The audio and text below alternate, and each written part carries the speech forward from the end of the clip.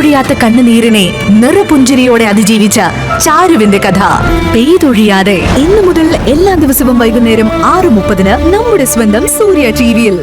നിശേഷി മാറി നിൽക്കുന്നത്. പക്ഷെ എനിക്ക് ആ പേടിയില്ല. ഇവിടുത്തെ ജോലി പോയാ പിച്ചെടുത്ത് ഞാൻ കഴിഞ്ഞോളാം.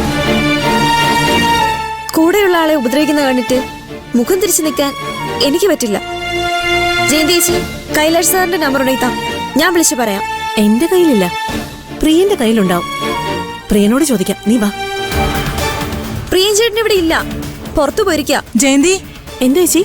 പാറുവിനെ കാണാൻ അവളുടെ അച്ഛൻ വന്നിട്ടുണ്ട്. പാറുവിന്റെ അച്ഛനോ? പാറുവിന് ഇവിടെ തൂപ്പു ജോലിയാണെന്ന് വീട്ടുകാർക്ക് അറിയില്ലെന്ന് അവൾ എന്നോട് പറഞ്ഞിട്ടുണ്ട്. ടൈലർ ആണെന്നാ അവൾ അവരോടൊക്കെ പറഞ്ഞിരിക്കുന്നത്. അവൾ ഇവിടുത്തെ ടോയ്ലറ്റ് കഴുകുന്നത് പാറുവിന്റെ അച്ഛൻ കണ്ടാൽ. പാറു ടോയ്ലറ്റ് കഴുകുന്നത് അദ്ദേഹം കാണാൻ പാടില്ല. ആരെങ്കിലും അദ്ദേഹത്തെ അവളുടെ അടുത്തേക്ക് കൂട്ടിക്കൊണ്ടു പോകുന്നതിന് മുൻപ് പാറുവിനെ അദ്ദേഹത്തിന്റെ അടുത്തേക്ക് പറഞ്ഞയക്കണം. റിസപ്ഷനിൽ വെച്ച് അദ്ദേഹം അവളെ കണ്ടാ മതി. ഇവിടെ നടക്കുന്നതൊന്നും അദ്ദേഹം അറിയാൻ പാടില്ല. അതിന് ടോയ്ലറ്റ് കഴുകുന്നയിടയിൽ റിസപ്ഷനിലേക്ക് പോവാൻ കരുനാഗ അവളെ അനുവദിക്കോ? അതിന് എന്തെങ്കിലും ഒരു വഴി കണ്ടെത്താം, നീ വാ.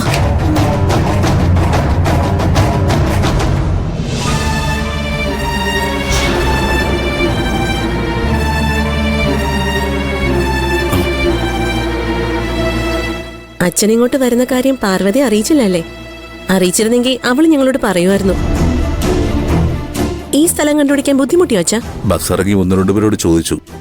അവര് കൃത്യമായി വഴി പറഞ്ഞൊന്നുകൊണ്ട് ഒരു ബുദ്ധിമുട്ടും ഉണ്ടായില്ല. നിങ്ങളെ എനിക്ക് മനസ്സിലായില്ലല്ലോ. ഞങ്ങൾ അവളുടെ കൂടെ ജോലി ചെയ്യുന്നവരാ. ഞാൻ സൗന്ദര്യ, ഇത് ജയന്തേച്ചി. ഓ, സൗന്ദര്യ, സൗസു അല്ലേ? എന്നെ കുറിച്ച് അവള് പറഞ്ഞിട്ടുണ്ടോ? ഈ കുട്ടിയെ കുറിച്ച് പറഞ്ഞിട്ടുണ്ട്. ലക്ഷ്മിയെ പോലൊരു കുട്ടി ഇവിടെ ഉണ്ടെന്ന്. അച്ഛനിരിക്കെ, ഞാൻ പോയി അവളെ കൂട്ടിക്കൊണ്ടുവരാം. ഓ, ആ അച്ഛനിരിക്ക്. ശരി മോളെ. സൗസു, ഇങ്ങ് വാ. എന്തേച്ചി? പാർവതി ടോയ്ലറ്റ് ക്ലീൻ ചെയ്യുന്നത് കണ്ട ആ പാവത്തിന് സഹിക്കാൻ കഴിഞ്ഞെന്ന് വരില്ല. നീ എന്തെങ്കിലുമൊക്കെ പറഞ്ഞ് അദ്ദേഹത്തെ കുറച്ച് സമയം ഇവിടെ നിന്ന് പിടിച്ചിരുത്തണം. ഞാൻ പ്രിയനെ വിളിച്ചിട്ട് ഇവിടെ നടക്കുന്ന കാര്യങ്ങളെല്ലാം കൈലാസാറിനെ അറിയിക്കാൻ പറയാം. കൈലാസാർ ഇടപെട്ടാൽ മാത്രമേ പാർവതിക്ക് ഇതിന് രക്ഷപ്പെടാൻ പറ്റൂ. ഞാൻ പറയുന്നത് മനസ്സിലാവുന്നുണ്ടോ? ഇത് നീ മറന്നു പോവോ?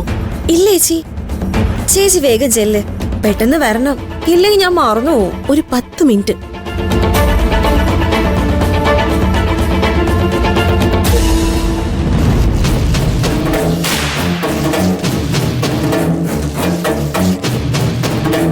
ഇത് മൊബൈലിൽ പിടിക്കണം.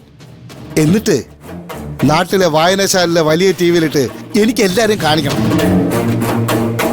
പാറുവിന് ടൗണിൽ കളക്ടർ ഉദ്യോഗമാണെന്നല്ലേ ജനകം പാടി കിടക്കുന്നത്. ഈ ചട്ടമ്പി പാറു ചെയ്യുന്ന കളക്ടർ ഉദ്യോഗം നാട്ടുകാർ മുഴുവനൊന്ന് കാണട്ട്. നാട്ടുകാര് മുഴുവൻ കാണണമെന്നൊന്നും എനിക്കില്ല, ജനകം കാണണം. മോളെ പാറൂന്ന് വിളിച്ച് അയാള് നെഞ്ചു പൊട്ടി കരയില്ലേ, അതെനിക്ക് നേരിട്ട് കാണാം. ഞാൻ തിരിച്ചു വരുമ്പോഴേക്കും ഇത് മുഴുവൻ ക്ലീൻ ചെയ്തിരിക്കണം. തറ നല്ല കണ്ണാടി പോലെ തിളങ്ങണം. ഞാൻ അടുത്തില്ലാത്തോണ്ട് കുഴപ്പമില്ല. കഴുകാത്ത ടോയ്ലറ്റ് വേറെ ഉണ്ട് ഈ കോമ്പൗണ്ടിൽ. അതും ഞാൻ നിന്നെ കൊണ്ട് കഴിപ്പിക്കും.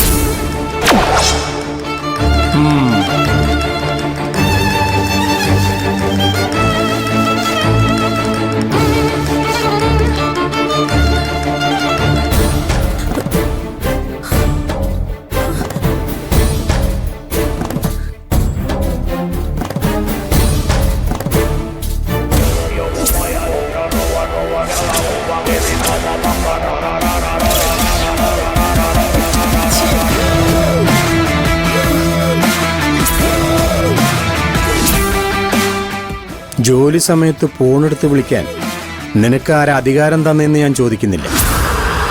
ഇവിടെ ചാർജ് എടുത്ത ഉടനെ കൈലാഷ് നടത്തിയ ഭരണപരിഷ്കാരങ്ങളിൽ ആദ്യത്തേത് അതാണല്ലോ. ആർക്ക് എപ്പോൾ വേണമെങ്കിലും ഫോൺ വിളിക്കാൻ. വിളിച്ചോ, ആരെ വേണമെങ്കിലും വിളിച്ചോ. മറ്റൊരു പരിഷ്കാരം കൂടി കൈലാഷ് വരുത്തിയിട്ടുണ്ട്. പാർവതിയെ ഇവിടുന്ന് പുറത്താക്കാൻ പാടില്ല. പുറത്താക്കണമെങ്കിൽ അവനോട് പെർമിഷൻ വാങ്ങണം. ഞാൻ പറയുന്നത് നീ ശ്രദ്ധിച്ച് കേൾക്കണം. പാർവതിയെ പറഞ്ഞു വിടണമെങ്കിൽ അവന്റെ പെർമിഷൻ വാങ്ങണം. ആരെ? പാർവതിയെ. എന്താ അതിന്റെ അർത്ഥം? എനിക്ക് നിന്നെ ഇവിടുന്ന് പുറത്താക്കണമെങ്കിൽ ഒരുത്തനോടും പെർമിഷൻ വാങ്ങേണ്ട കാര്യമില്ലെന്ന്. എനിക്കെന്റെ ഇഷ്ടം പോലെ ചെയ്യാവുന്ന. വിളിക്ക് ജയന്തി, വിളിക്കാൻ ഉദ്ദേശിച്ചാല നീ വിളിക്ക്. എന്നിട്ട് വേണം എനിക്ക് എന്റെ തീരുമാനം എടുക്കാൻ. വിളിക്കണേ.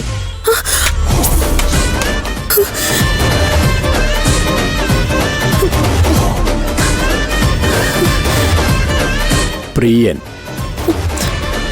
ഈ സമയത്ത് നീ എന്തിനാ പ്രിയനെ വിളിക്കാൻ നോക്കിയത്? സർ, ഞാൻ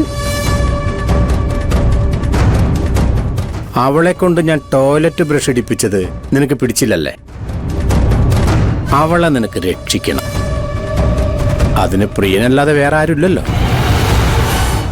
അവൻ വന്ന് എന്റെ ചെവിക്ക് പിടിച്ച അവളെ ഇവിടെ ഇട്ട് വട്ടം കറക്കുന്ന പരിപാടി ഞാൻ അവസാനിപ്പിക്കും, അല്ലേ?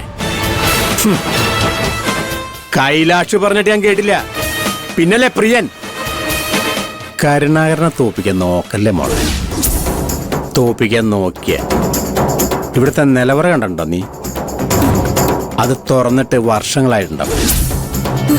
പാമ്പുകളും പെരിച്ചാഴികളും ചത്ത് കിടക്കുന്നുണ്ടാവും അതിനകത്ത്. അത് ഞാൻ നിന്നെ കൊണ്ട് ക്ലീൻ ചെയ്യിപ്പിക്കും. ശ്വാസം മുട്ടി നിന്റെ നല്ല ജീവൻ പോവും. അതുകൊണ്ട് നിന്നോടുള്ള സ്നേഹം കൊണ്ട് പറയാം, മറ്റുള്ളവരുടെ കാര്യങ്ങളിൽ തലയിടാതെ നീ നിന്റെ ജോലിയെ പോയിക്കോ. പോവാനല്ലേ പറഞ്ഞേ?